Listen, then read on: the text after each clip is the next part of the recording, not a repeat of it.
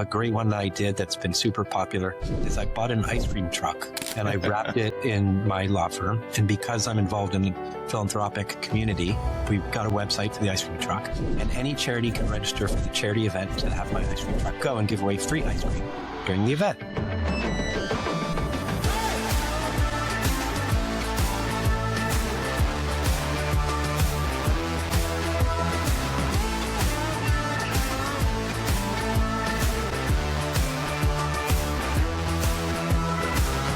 Most firms survive, the best ones scale. Welcome to the Managing Partners Podcast, where law firm leaders learn to think bigger. I'm Kevin Daisy. Let's jump in. What's going on, everybody? Welcome to another episode of the Managing Partners Podcast. I'm Kevin Daisy, and I'm your host, and I have a familiar face. Has been on the podcast, I believe, at least once, maybe twice. We've been trying to get together and to record some more, but Craig Goldenfarb is on the show with Gold Law, and he is, I call him a madman. Craig has got some awesome habits and things that he does, and how he runs his business is unique, and you can learn a ton from Craig if you haven't seen him anywhere else. If you get a chance to see him speak, listen to him. And so today we're going to go over a couple different things and just have some fun and chop it up, and Craig can share so much. So we're just going to get a little piece of what he can share today, and I'm excited to have him back on the show. So, Craig, thanks for joining me again. You're welcome. Pleasure to be on again, Kevin. Love being on. Yeah, so Craig just got back from a family trip with his wife to Japan. We were just chatting about that. So, even on that might tie into our conversation a little bit, too. It might. I promised my wife 5 years ago minimum of 8 vacations a year, and we have stuck to that because we have a life coach that we work with. One of the crazy things I do is have a life coach and executive coach. And as I realized that the busier I got, the more danger I was having at home. So we committed to 8 vacations a year several years ago. And it wasn't just a matter of whether you have the money. It's whether you can actually set up a company where you can leave 8 times and the company doesn't fall apart. So that's an interesting story in and of itself. As I just said, is can you create a space for your family outside of your business? And that was an intentional move I had to make in order to preserve my sanity. And, I'm sure a lot of people just heard that and go, 8 vacations. So that's where we want to get, right, folks? The law firm shouldn't run you. It can cause a lot of issues. I mean, entrepreneurship is difficult. It can lead to, bad things and at home. So something we got to monitor and keep control of. But if you build a business properly and by design, right, then we can still take advantage of those things and create the time that we need. So yeah, being an entrepreneur is all encompassing, and it becomes addictive, and it certainly did for me. And then it has its cost at home. And so many lawyers are addicted to this, or divorced 5 times, or the kids hate them, or it takes its toll, and you can easily let the law firm swallow you up. And that was happening to me many years ago, and I didn't really want that to be my future. Well, good on you for recognizing that and doing something about it. I've been a business owner since I was 23, so my kids were born while I was a business owner, and over almost 25 years now that I've been self-employed, and so it's your whole life, everything, right? There's no I'm this during the day and then I shut it up. When you're owning a business, it's 24/7, at least up here. It can be destructive. The challenge of being present at home is a whole topic of speech in and of itself. And my wife is a public speaker on work-life balance to lawyers. So it's good. It's a good accountability for me when she speaks at a seminar right after I do and tells me how I'm failing and throws me under the bus, which is awesome. So it's kind of a nice 1-2 punch when I speak. I often say, I'm only going to speak at your seminar if you let my wife speak right after me. And they say, what are you talking about? And it's a nice 1-2 combo once you hear it. That's awesome. I love that. I was actually, I think this is Max Law brought their conference back last year, and I'm excited I'll be speaking at the conference this year. But they had a spouse, with company owners, husband and wife session, which was kind of cool. So they had different law firms and other companies that, are owned by a husband and wife, and they work together, and you just kind of got out there and told the different, stories. And and challenges and things that they do. So I thought that was really cool to see. But whether or not your wife is in your business, your husband's in your business, they're part of it one way or another because it is your whole life. It's your world. It's, you bring it home, so that's very interesting. So Craig, I wanted to jump in a little bit, things that you're doing right now in your business. And again, Craig is always innovated. He runs his business like the book Traction I'm pointing at behind me here. Yeah. I'm sure he knows that inside and out, but he has KPIs, he has dashboards, he has numbers to his fingertips. So again, when I say, Craig's up to stuff, listen to this episode and take what you can. So, well, I'm big into numbers and KPIs, but I also, I fashion myself as a creative person. So I spend a good third of my week, with marketing and business development because I like doing that. And a lot of lawyers don't. So the first piece of advice I usually give is if you don't like doing that, it's a necessary part of your company. So hire someone who does. So whether it's a fractional CMO or a full-time chief marketing officer, you need sales and you need marketing in your company. And in my firm, I have 11 people in marketing and me. So I am somewhat creative. So we have a total of 12 people in marketing in my law firm. That creates quite a bit of content and quite a bit of things. So even if you have, I got back from lunch with a CEO of a charity, and I advised him his first marketing hire should be an intern at a college who's getting a marketing degree. And that was my first hire, was a $15 marketing intern. And if you don't do this stuff yourself, you need someone to do it. You don't need a CFO, and that's cheap. So if anybody has no marketer and they've got 6 employees and they're like, I don't have time for marketing. Well, you do have marketing. You're just not doing any of it. So why don't you just go to the local college and get some student who'll do it either for free or for 15, 20 bucks an hour.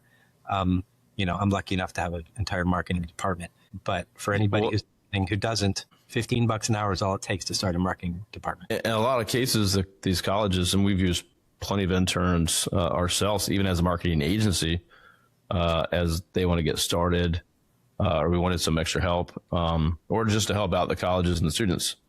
But they actually put out work product. But in a lot of cases, they need credits. They need to do externships or internships.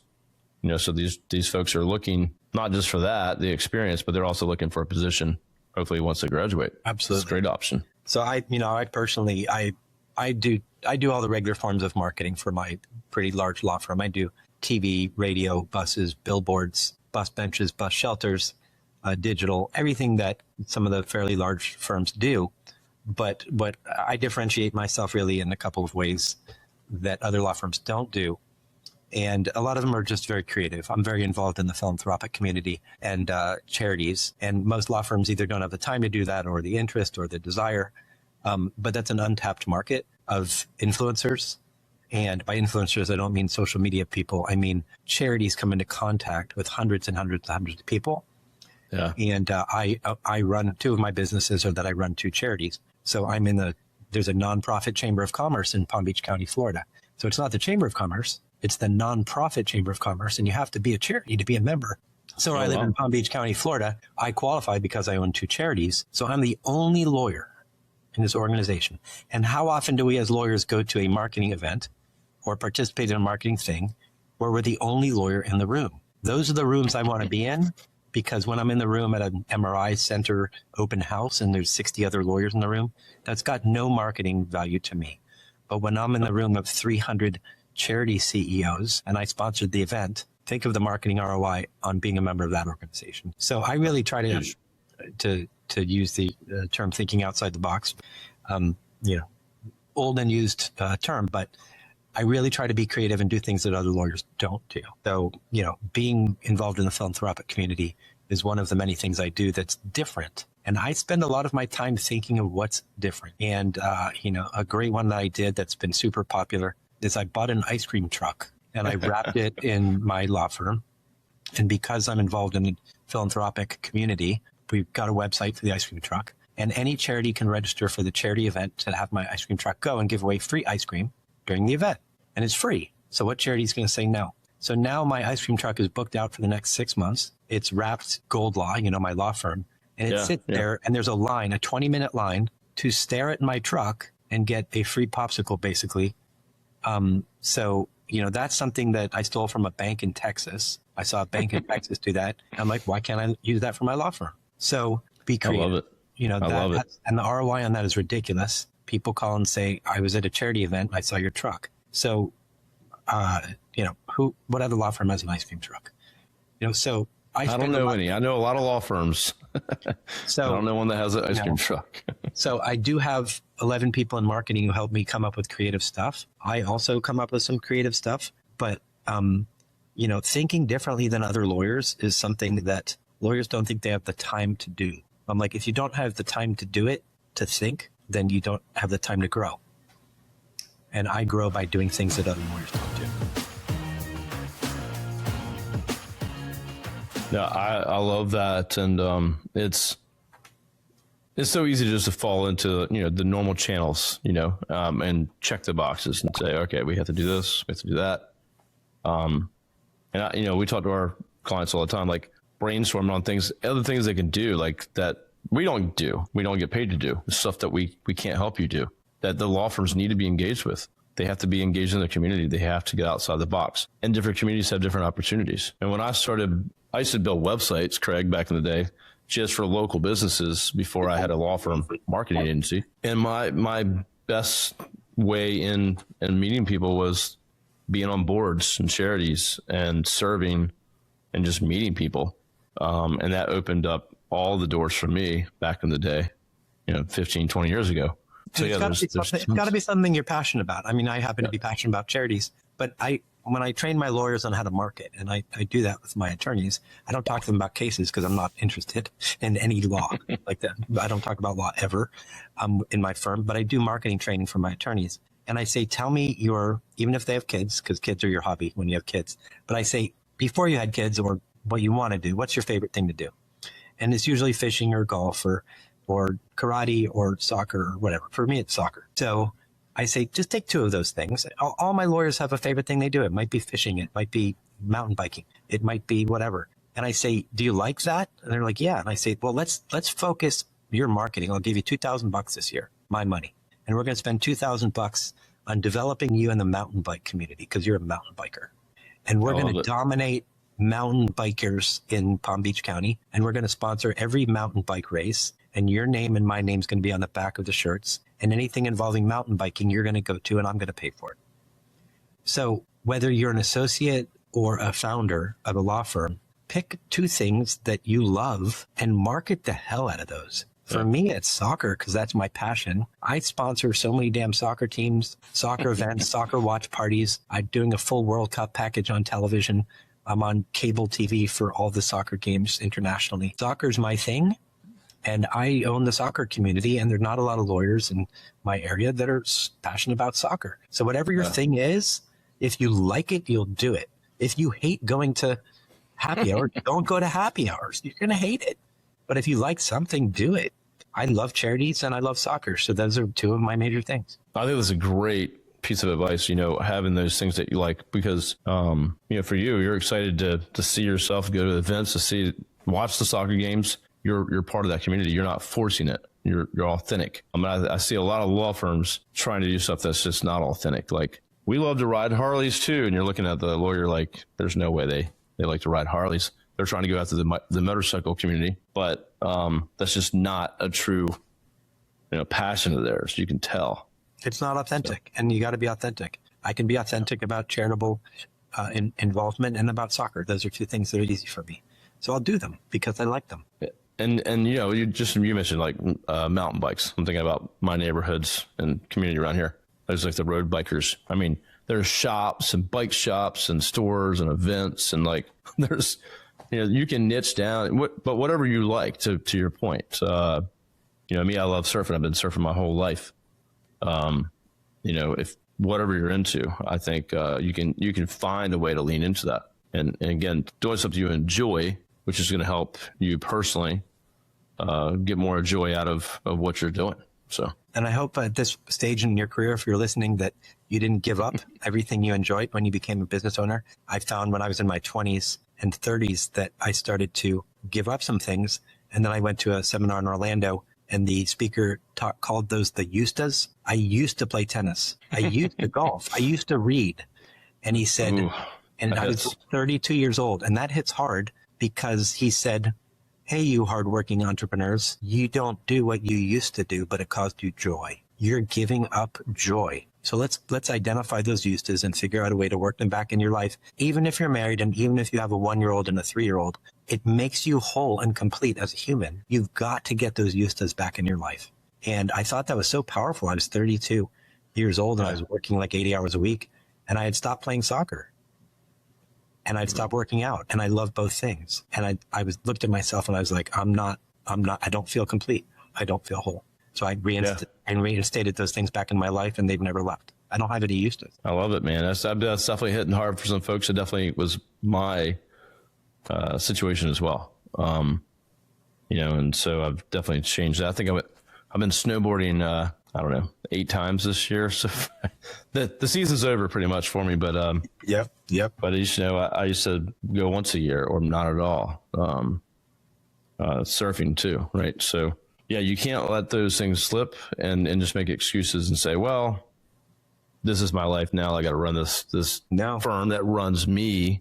I can't do anything about opposite. I think if you feed that love, feed that joy, you become more productive because you feel better about yourself, whatever it is, because you're still feeding your passion, whatever it was. And everybody's got a happy place, whether it's mountain biking or surfing or snowboarding or whatever it is, fishing. That's where you feel at home, and that's your zone. And if you rob yourself of that just to take an extra deposition or work an extra 2 hours, your business is going to fail.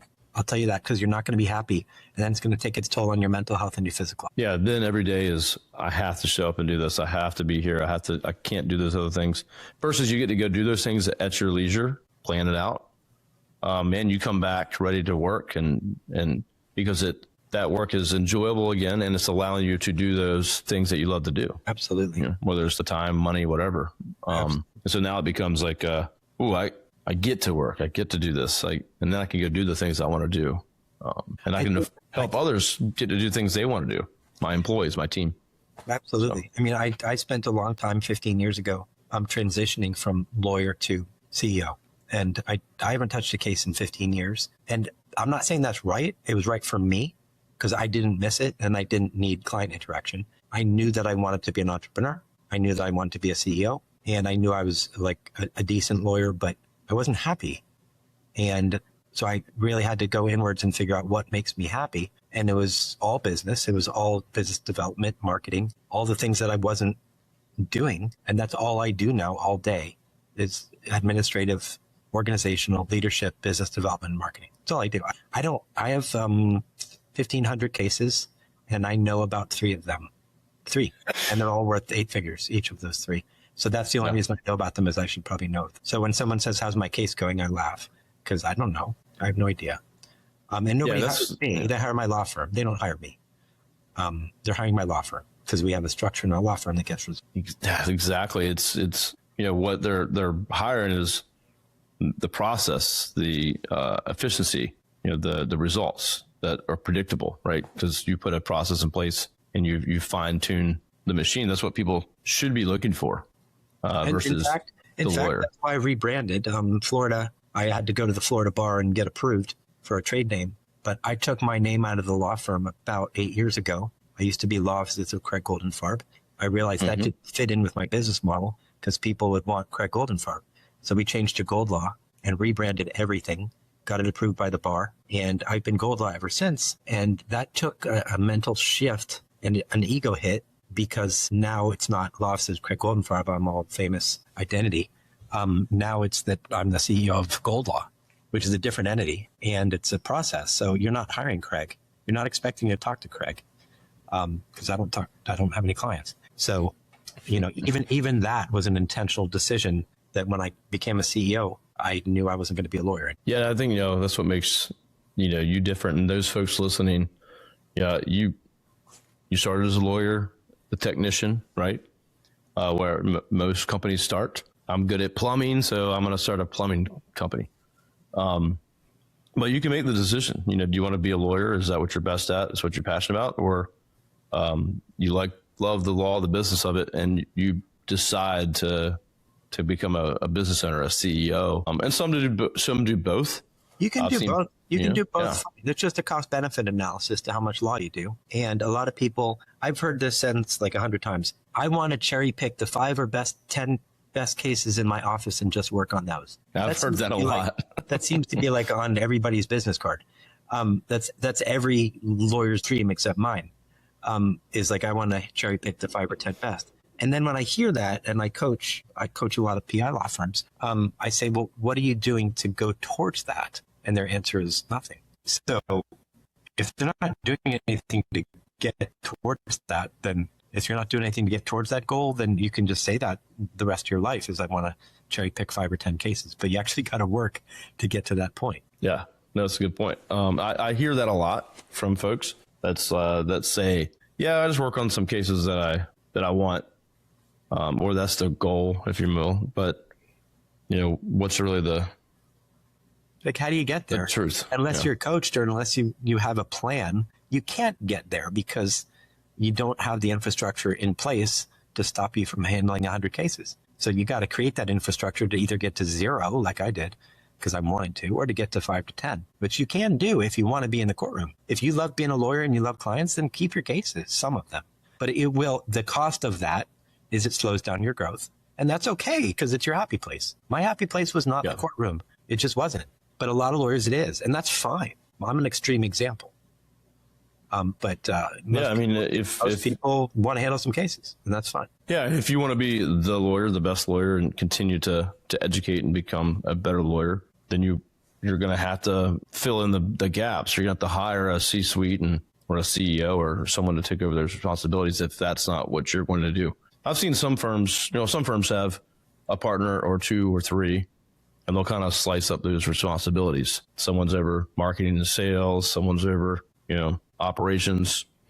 So I've seen that, but, neither of them really were probably experienced in those areas. It's just kind of what they divvied up in areas that they thought they'd be best. Yeah, I think that's a flawed model in that it's like having 3 administrative partners who weren't trained in those departments. So I'm a big Traction fan.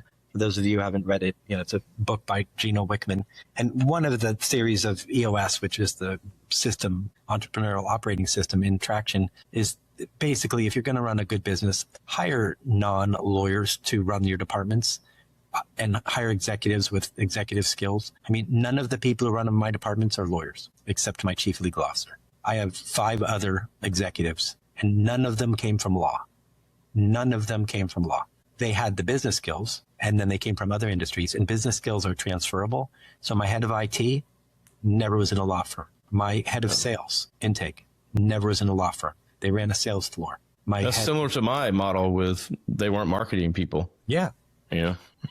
My head of marketing came from another industry. None of my C-suite executives came from law.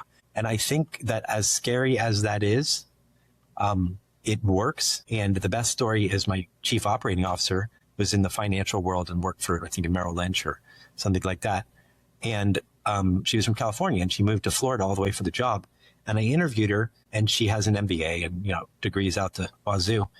And I said to her, "You've been a COO for 20 years. Why go for law?" And she said, "I don't care what industry I'm in. My skill set is transferable." And I said, "It's going to take you 2 to 2.5 years to learn my service, as a legal service." And she said, "It'll take me 3 months." And I said, "You're interviewing with me, and I just told you it'd take 2.5 years, and you're arguing with me." And she said, "Hire me." It took her 2.5 months to learn my product. 2.5 months, 10 weeks. And then she knew everything she needed to know, and she still runs my company today. And I was blown away that I was thinking, oh, I need a lawyer with an MBA to be my COO of a multi-million dollar corporation. 2.5 months it took her to learn legal. And I'm like, I went to law school and I was a lawyer for 15 years. It'll take you 2.5 years, 2.5 months it took her. So, if that's not a tale of how executive skills are transferable, I don't know what is. Yeah, that's hire great people, let A players, and let them do their job, get out of their way, right? We just brought on a director of finance, kind of just under a CFO level, if you will, from a private equity company that purchases for years has been purchasing agencies just like mine. Right. Great hire person. Great hire. You know, she wasn't working at an agency. She bought agencies and looked at their books and understood what makes them effective. That's a perfect hire. Wow. You know, I couldn't have found a better person, but we had a very similar situation. You know, hey, you've never done this here. Why would you want to come here? And I think lawyers don't think they really are arrogant in thinking that people who they hire have to know law. And in your legal departments, yeah, of course. In your non-legal departments, absolutely not. Because I have a graphic designer, a videographer, social media expert. None of these people have any knowledge of law. And these are all people in marketing. They're marketers. Yeah, well, it's kind of like when before I got into marketing, I worked at an engineering firm in civil engineering. And that was the path I was going. And I was a creative guy like you. I wanted to, come up with things and create things. And in civil engineering, there's not much creativity going on. But that was, I watched, if you weren't an engineer, you just weren't part of the group of engineers, right? And they want to know what school you went to. And I remember like, hey, we're interviewing this guy. He went to, Florida, or he went to, Clemson. And they would just be excited because of what school they went to, knowing nothing about what their real skills and passion were. So it was just, I think lawyers maybe could be like that too, like a lawyer, non-lawyer, and can't get past that. Like, there's talent out there and people that can bring skills to your firm that have never been inside a law firm before. So that's why sometimes for executive hires, I use headhunters that are outside of the legal industry, because there's plenty of COO finders, CFO finders, CEO finders who are looking outside of legal. And you don't necessarily want someone who has legal experience. They can bring a fresh perspective and lens to a legal business that, if they'd just been in law firms their whole career. Yeah. The first thing my COO asked the day she started was, let me look at your P&L. And I hadn't looked at my profit and loss in like 3 months. She's like, you haven't looked at your profit and loss in 3 months? She said, I'm going to be looking at your profit and loss every day. I said, wow, that's great. That's a really good thing to hear. Yeah. I hope you all listening or at least monthly. So, we do a financial meeting the first week of every month. And we have people that look at it all day, but me, my partner, we get I think I go through the line by line. I have a P&L update once a month from my COO, but she's in QuickBooks all day. I mean, that's her job. It's to be looking at financial statements, and she's got an MBA. That's what she was trained in. That's why she didn't have to learn law. She just had to take her skill set she already had and apply it to law. Yeah, I was thinking that's a great advice for folks listening out there. So, complete transition. What you said 15 years ago to CEO, and kind of coming to that conclusion. I think for folks listening out there, making that decision again, you can do both, and a lot of law firm owners I know do both. And I think, for your standpoint, Craig, like, say I have a firm right now. I'm the only attorney. I got a few staff. I'm growing. I still love the law, but obviously it requires me to be present to run the business. What's kind of a good path or next decision to make if you're in that position? For me, it starts with one of the first things I learned in, one of the coaching courses I was in Atticus. It's in Orlando. And one of their first concepts when I was 27 years old, when I started, was time blocking, of course, time blocking during the week. So what I did is I was learning to be a trial lawyer. I knew nothing about business. And I had a big caseload and I was busy, and I worked in Miami for a big firm. And I went to my boss, and he was a businessman, good one. And I said, what's your advice so that I could market myself a little bit and learn how to market? And he said, what are all your friends doing Friday afternoon? And I said, they're going to happy hour. And he said, well, you're not much of a drinker, so you're not going to happy hour. What do you do on Friday afternoon? And I said, I prepare for my next depot on Monday. And he said, you're not allowed to do that anymore. Between 3 o'clock and 5 o'clock on Friday, because you're not going to happy hour, you have to do only stuff that is related to you growing your influence in this community and to be able to bring business into our law firm. And I said, well, what is that? What do I do? So he trained me on, what to do, set up lunches, send out letters, whatever, marketing stuff to grow my business. So when I was an associate at age 27, for 2 or 3 years, Friday afternoon, working on files was off limits. So if you have one employee or no employees, or you're an associate, make Friday afternoon or whatever 2-hour block you want a week. And if you're a biller, it even makes sense if you're an hourly biller. Because if you bill as an associate or whatever, let's say you bill $500 an hour, really high. I mean, that's a good billing rate, right? For hourly billers. The ROI on the 2 hours that you'll spend setting up lunches or setting up connections or referral sources, I guarantee you is better than the $500 an hour times 2 hours, which is $1,000 that you will bill, and you earn X percent from your boss. So your ROI on the 2 hours of business generation is way better no matter what type of law you're in, whether you're in PI or hourly or billing or estate planning. The ROI on those 2 hours a week is way better in developing you as a business person. So the advice I give to any lawyer of any age is if you want to work on cases 98% of your time, go for it. But reserve 2 hours a week. And if you can't do 2, do 1. Do something. It's like go to the gym once a month. It's better than not going at all, right? Start somewhere. And then what happened to me is those 2 hours grew into 5 hours. Those 5 hours grew into 10 hours. Now I was bringing in a ton of business in Miami. I was making more and more money. And I told him I'm only working, 30 hours a week on cases, but I'm bringing you in a ton of work. And he said, just keep it up. Yeah. Keep it up, man. You're bringing in business. I don't care that you're only working 30 hours a week on cases. You're bringing in way more money because you're getting a high percentage on the cases you're bringing in. So if you've got one employee, no employees, you're an associate, time block some amount of time every week and stay disciplined. I don't care if you're responding to a motion for summary judgment. Don't do it during those 2 hours. I don't care if you got a trial. Don't do it during those 2 hours. I certainly made occasional exceptions for trials, but in general, there were no exceptions unless it was like my kid's birthday party or a baseball game. Well, I mean, that's really good advice because it gets pushed to the side if you don't. I didn't have time this week. I'll have to do that later. And you won't do it later.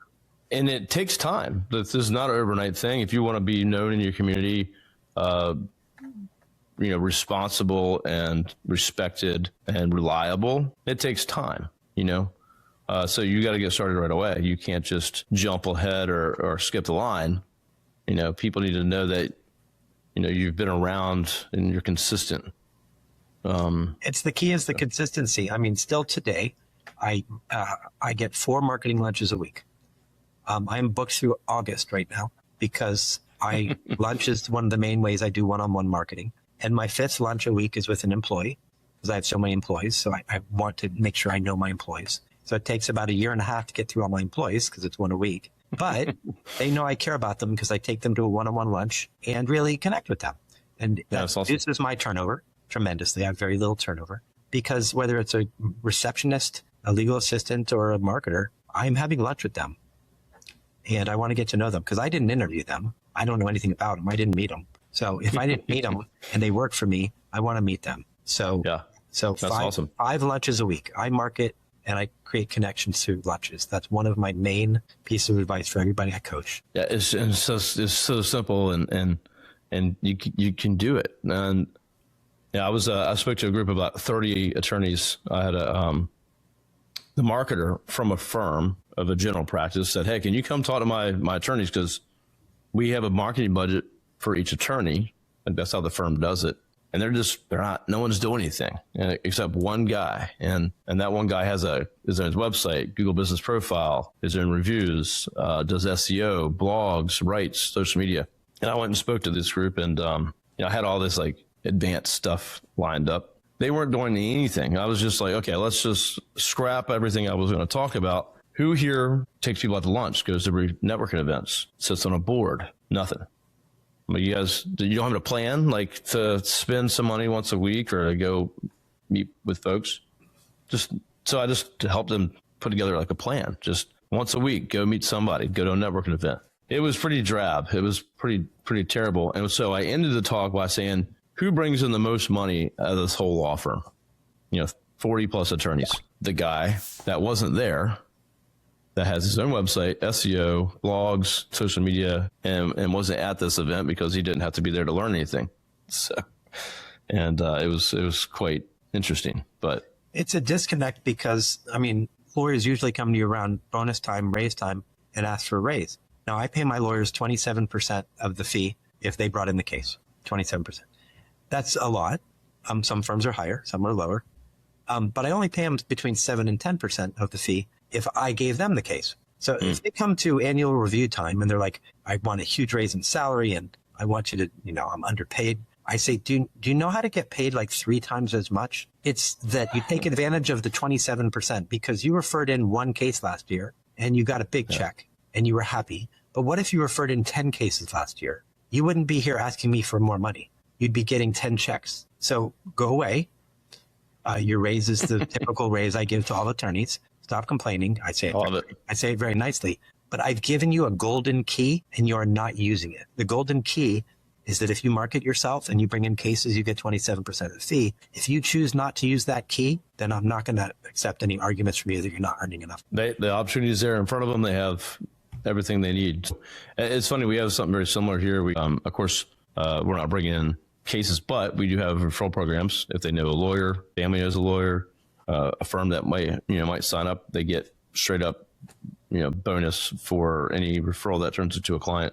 But then we laid out like 12 other ways you can make more money here. 12 ways, it could be supervising people, leadership roles, gained, experience and education, 401k, they could take advantage of it or not. So we have all of these, I think it's 12. Can't even set them all off at the moment, and we've put those out to the whole team and said, hey, if you want to make more money here, there's a lot of ways to do it.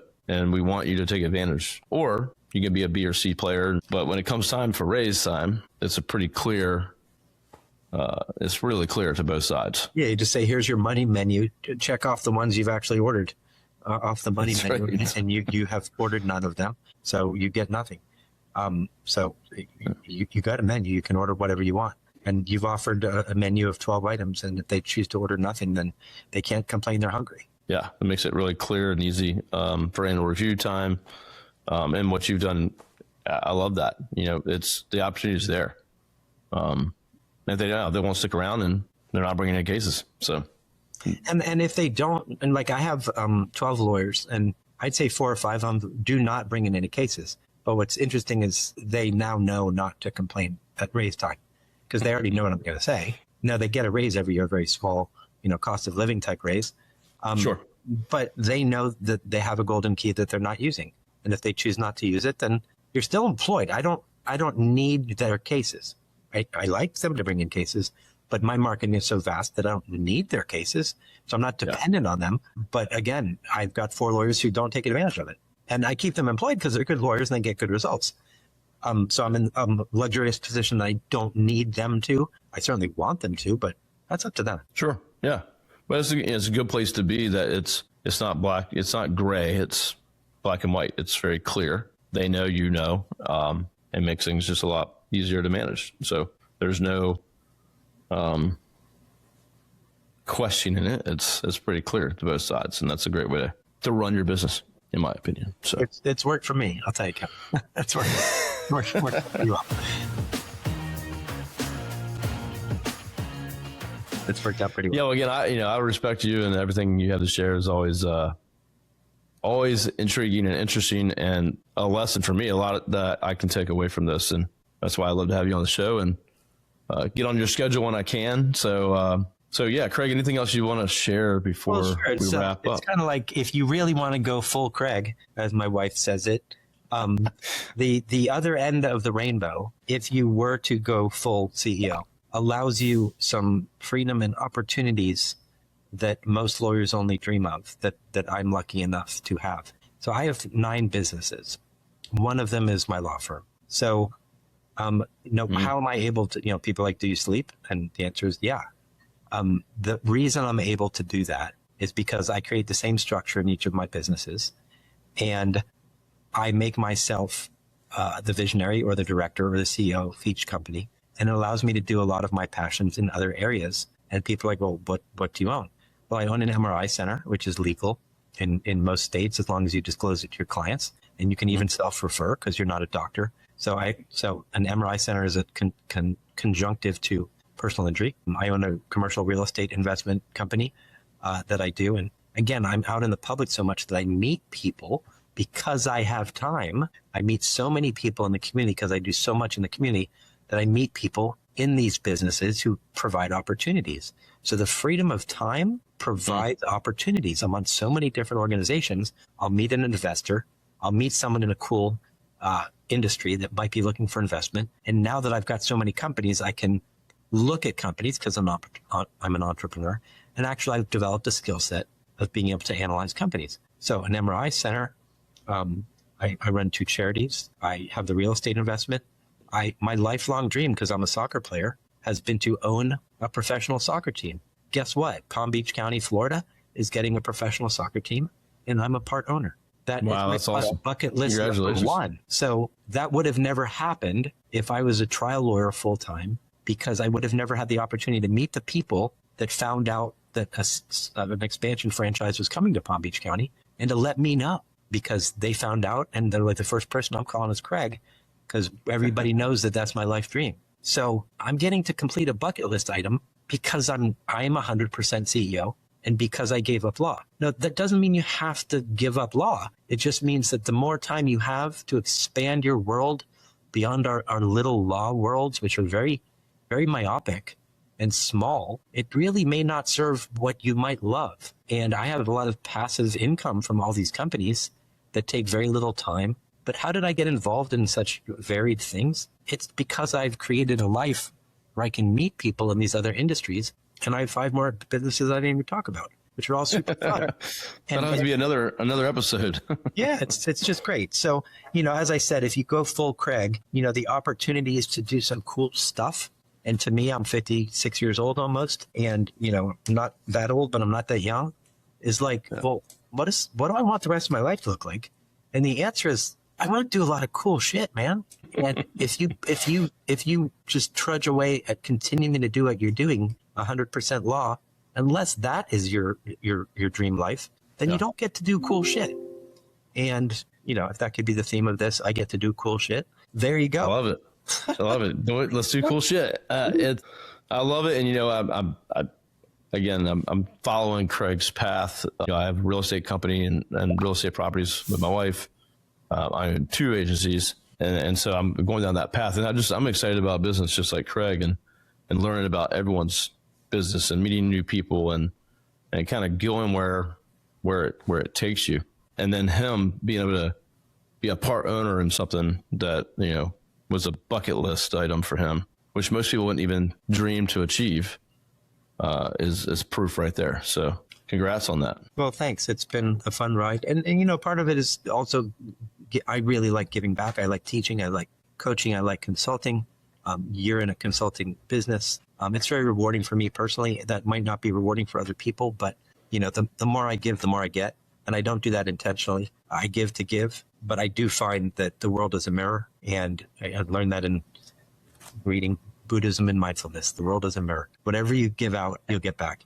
And it's really true. So the more I teach and consult and help others, the more opportunity just present themselves. And again, I don't do that intentionally. I give without any expectation of return. And boy, the ROI on giving is sick. It's just sick. It's crazy. That's awesome, man. I love it. It's so true.